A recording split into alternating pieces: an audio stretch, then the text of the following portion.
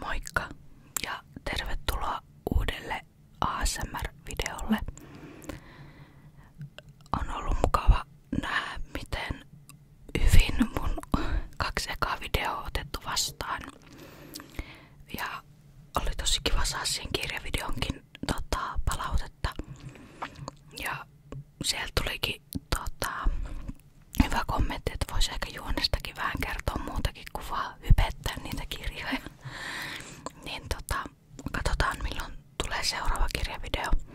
Niin siihen mä voisin sitten ottaa vähän tai kertoa niistä juonestakin jotain. Ja tehdä vähän erilaisen videon sit niistä. Mut mä ajattelin, että tänään tai nyt niin tulisi ihan semmonen niin sanottu perinteinen triggerivideo. Katsotaan, mulla tosissaan ei oo kuulokkeita, mulla ei oo nappikuulokkeita ollenkaan tai johdollisia kuulokkeita, niin mä en tiedä, että miltä nämä äänet kuulostaa. Jos nämä kuulostaa ihan hirveältä, niin mä sit vaan leikkaan tästä videosta äänet pois ja äänetän päälle uudet triggerit. Mutta lähdetään kattoo, tässä on aika paljon erilaisia ääniä. Ja sitten on yksi niin sanotusti mainos. En saa kyllä tästä mitään rahaa, eikä tämä yrityskään tiedä, että mainostaa heidän tuotteitaan tämmöisellä erittäin pienen kanavan ASMR-videolla. Mutta vielä kun on talvi, niin siihen talveen liittyen sitten juttuja. Aloitetaan ihan perinteisellä mic brushingilla.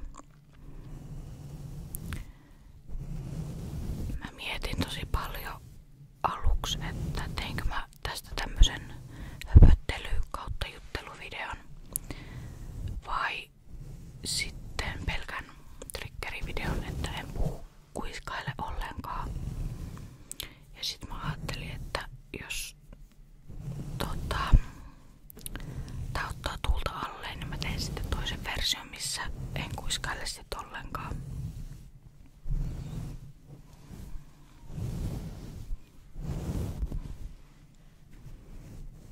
Mut tänään on tosissaan uusi vuosi, kun mä tätä kuvailen.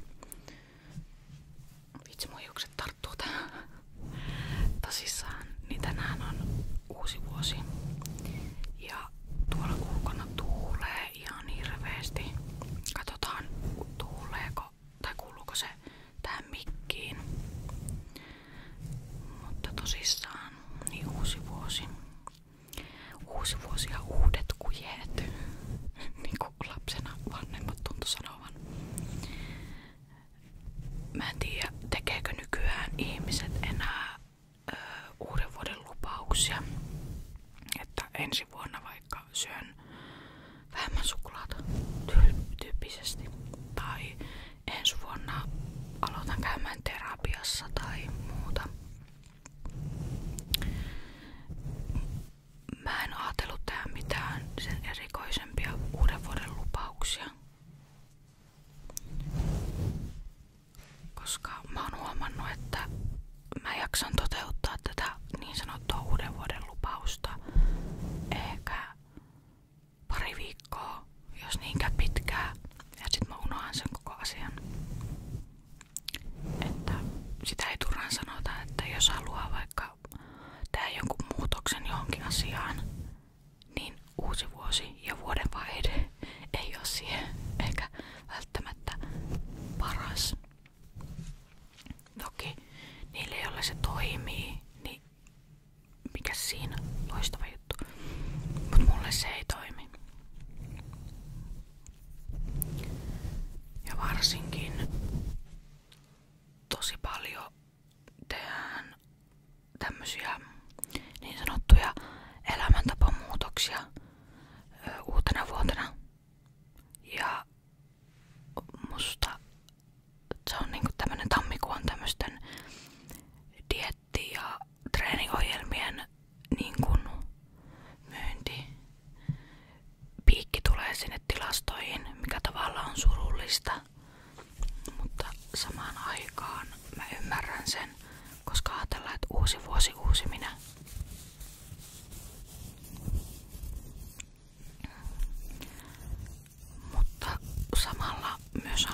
niille, jotka sitten kamppailee vaikka ulkonäön tai minkä tahansa kanssa, niin ihanaa, että sä oot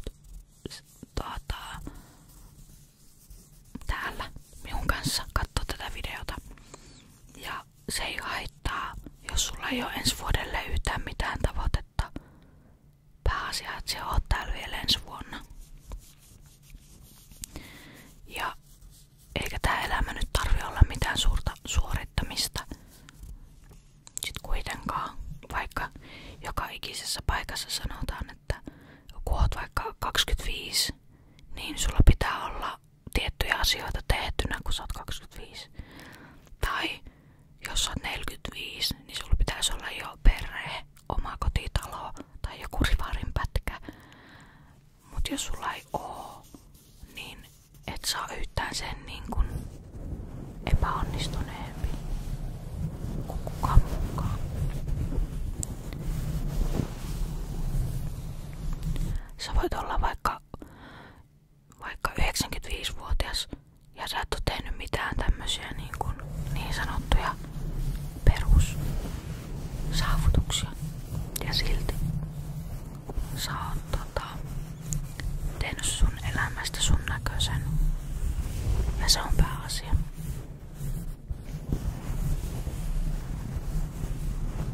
Mulla on mennyt kauan opetella siihen, että ainakin edellinen 1,5 vuotta siihen, että opettelen itse elämään mun näköistä elämää. Eikä semmoista mitään vaikka yhteiskunta tai mitä mä itse vaikka oletin, että mun elämä olisi niinku tän ikäisenä. Ja lopputulema kuitenkin on se, että mä oon tosi nuori. Ja kaikki ihmiset, jotka on tyyliin haluamaan tehdä asioita, niin mun mielestä on nuoria. Oli sitten vaikka kyseessä 95-vuotias rouva tai sitten 50-vuotias herra.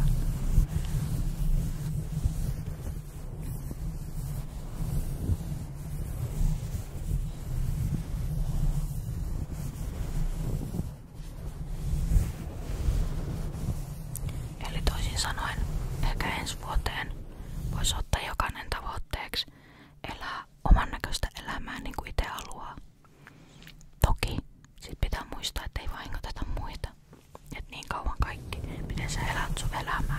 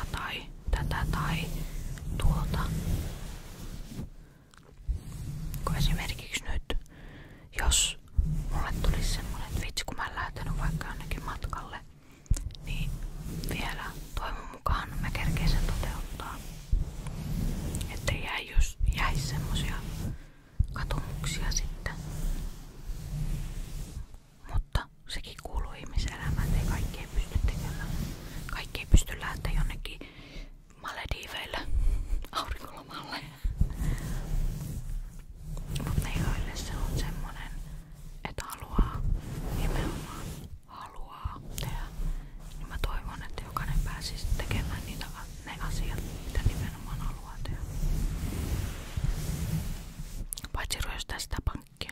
Tai sitä naapuri Irman mummoa. Ne on asia erikseen.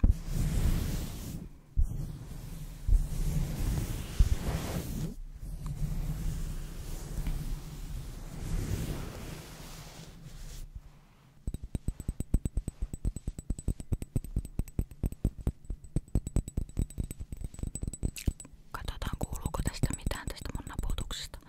Mulla on, kuten näkyy, niin mulla on tosi lyhyet kynnet. En työni mukaan tai puolesta voi pitää pitkiä kynsiä.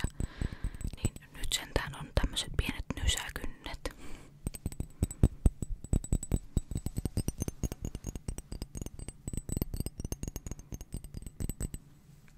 Tää on siis Eskadan Cherry in Japan. Tällä se on erittäin huonolla ralli-englannilla.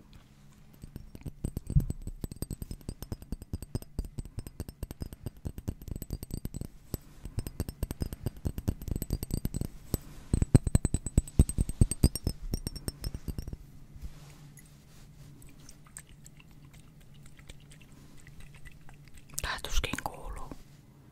Nyt tää muistuttaa vähän tämmöstä kuoria.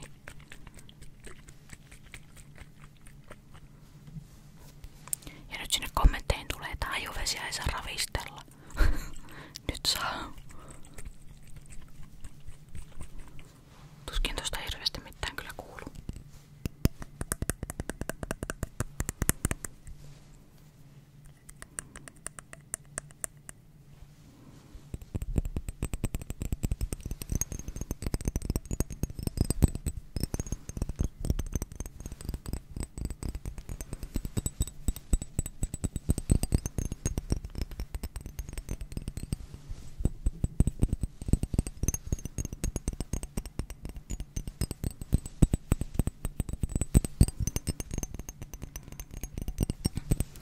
Mä teen aina näistä äänistä semmoset testiäänitykset, että jokaisesta triggeristä tai mun puheesta, niin mä teen semmosen testipätkän ja mä kuuntelen sen.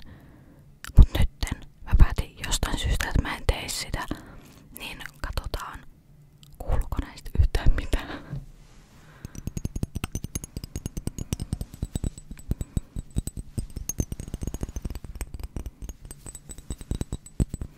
Tai vastaavasti, jos näistä taas kuulostaa tosi teräviltä, niin sekään ei sit ole hyvä.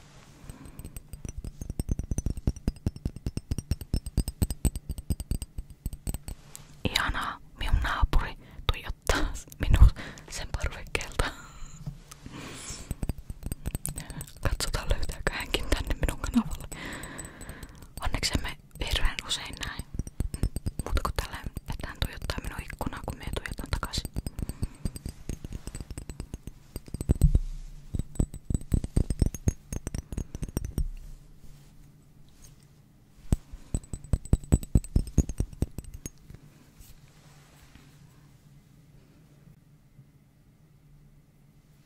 Nyt voitais ottaa se mun niin sanottu mainos.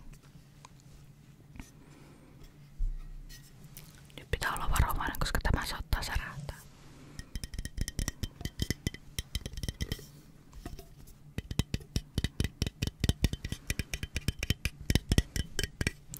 Elikkä tuoksukynttilä. Tää on tämmönen soijava kynttilä. Tuoksukynttilä. Ja tän tuoksu on mustikka. Minä oon polttanut tän jo melkein loppuun. Ja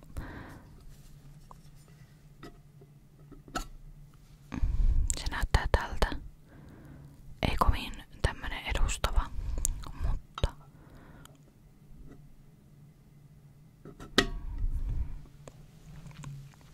mutta tää on tämmöiseltä firmalta kuin Lapin Lumous. Näkyyköhän se tarkasti? Elikkä tää on tämmönen suomalainen pienyrittäjä. Tai niin mä oon ymmärtänyt, että hän on pienyrittäjä. Tekee tämmösiä muun muassa erilaisia saippuoita ja just näitä tuoksukynttilöitä. Mulla on häneltä tämä mustikka ja vadelma. Vadelma on just nyt poltossa. Ja nämä tuoksukynttilät niin on siitä ihania, että näissä ei ole semmonen niin kuin aivosoluihinkin tunkeutuva niin kuin haju, mikä vaikka useimmissa vaikka vaniljan tai niin kuin kauppojen yleisemmissä tunnetuissa merkeissä on se, että kun sä poltat sitä vaikka 15 minuuttia, niin sun asunnossa leijailee semmonen niin voimakas haju, että niin kuin nenäkin menee tukkoon ja aivosolutkin menee silleen, että mitä hittoa täällä tapahtuu. Niin tää ei oo semmonen. Mä en tiedä, että liittyykö se, että kun tää on nimenomaan käsin tehty ja tää on soijavaa kynttilä, että se tuoksu on miedompi. Mutta tässä ehkä on se, että kun tätä polttaa vaikka 20 minuuttia, niin sen aikaa se tuoksu tulee. Ja sit tätä mun mielestä riittää vielä seuraavan päivänkin sitä tuoksua. Mut sen jälkeen se niinku häviää, et sitä ei haista. Tai sit mä oon ite vaan tottunut siihen. Ja moni tämmönen astmaatikko, jolle tuoksut on tosi voimakkaita tai ne niinku tuoksuu nenään tosi voimakkaalle, niin sanoo, että tää ei oo niin paha. Harmi vaan, että heillä ei oo verkkokauppaa. Mutta näitä saa minun mielestä esimerkiksi Rovaniemellä on tämmönen kuin Arcticum museo. Niin sieltä ostin itse nämä 2 kynttilää. Sitten tässä kynttilän päällä, ennen kuin tätä rupeaa polttaa, niin oli semmoset 4-5 mustikkaa, jotka sitten suli tähän päälle. Ja tosissaan tää on soijavaa kynttilä. Ja nämä kaikki kynttilät valmistetaan käsityönä Rovaniemellä.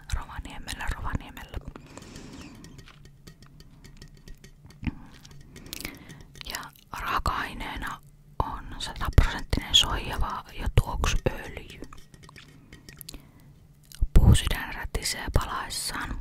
Kynttilä levittää pehmeää tuoksua ympärilleen. Paloaika jopa 20 tuntia. Oikein poltettuna. Kynttilän vaanpinnan tulee antaa sulaa reunasta reunaan jokaisella polttokerralla.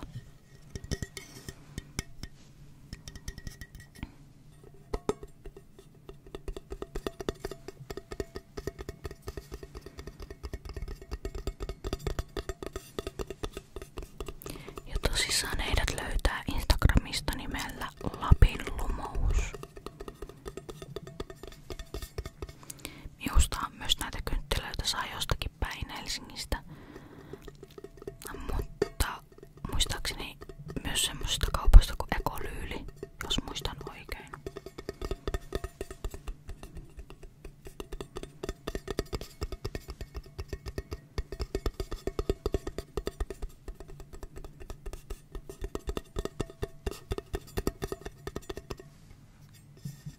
Niin näille iso suositus.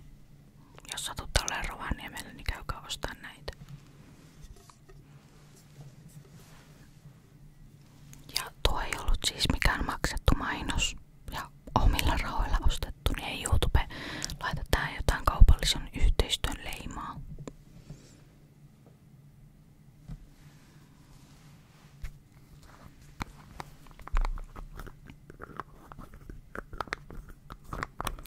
Mutta tosissaan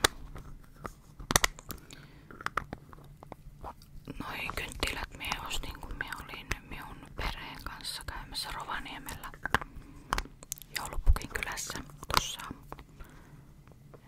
ennen itsenäisyyspäivää, just joulukuun alussa.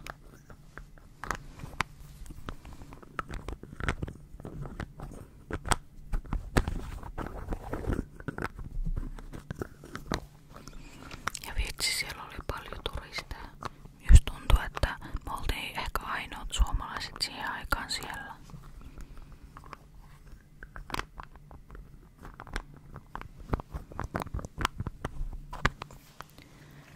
Sitten se oli ihana huomata, kun siellä oli justiinsa näitä turisteja ja heidän lapsia, kuinka ne lapset oli innoissaan siitä, että he on käymässä joulupukin luona.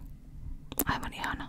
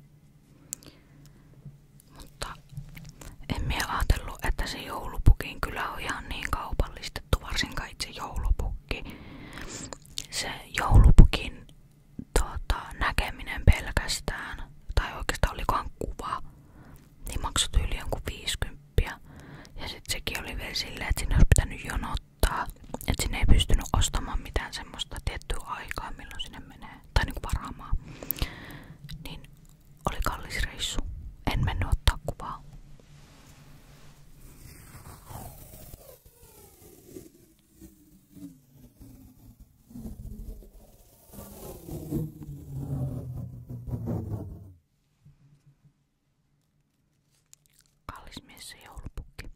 Lapsena sai kuvat ilmaiseksi.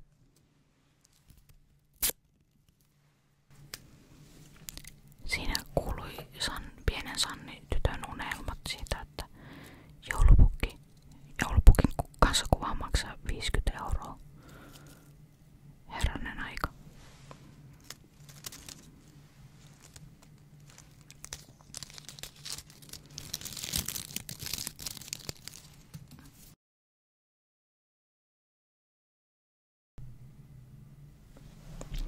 Tästä voisi kuulua kovempi ääni, jos mulla olisi rakennekynnet.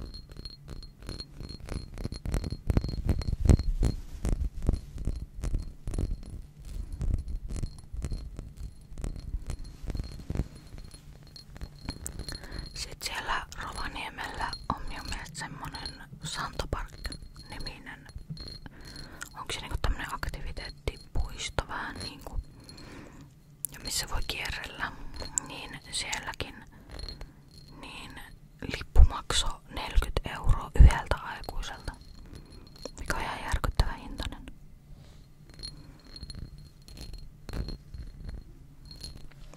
Et nyt jää kyllä joulupukin tontut näkemättä.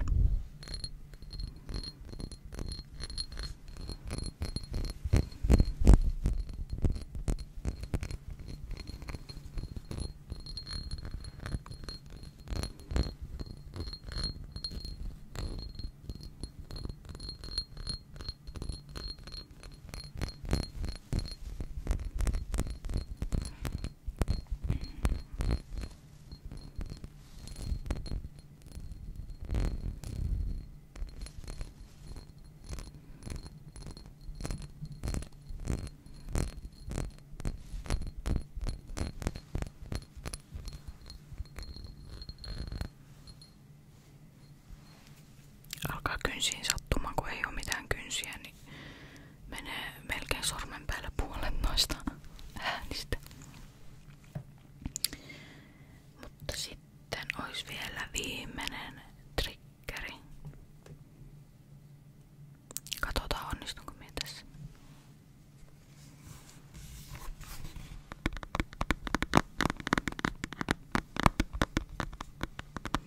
Elikkä Nintendo Switch, joka on ollut ihan älyttömän pitkään pölyttyneenä mulla kaapissa, koska minä en ole löytänyt tähän semmoista kivaa peliä, mitä alkaa pelata.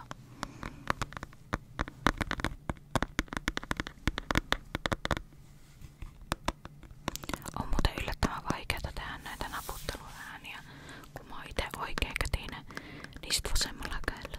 Niinku minun sormet ei vaan mene tarpeeksi nopeasti niinku vasemmalla puolella minun kehoa.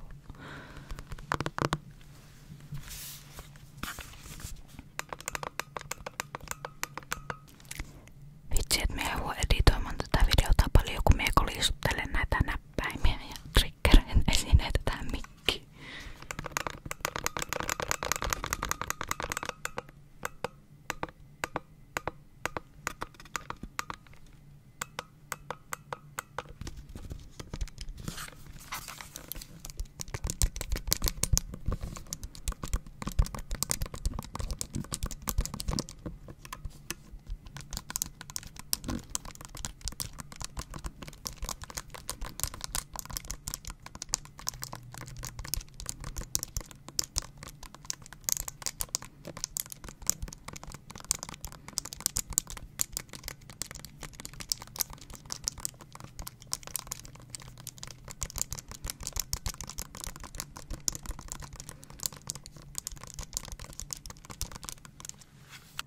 Tässä samalla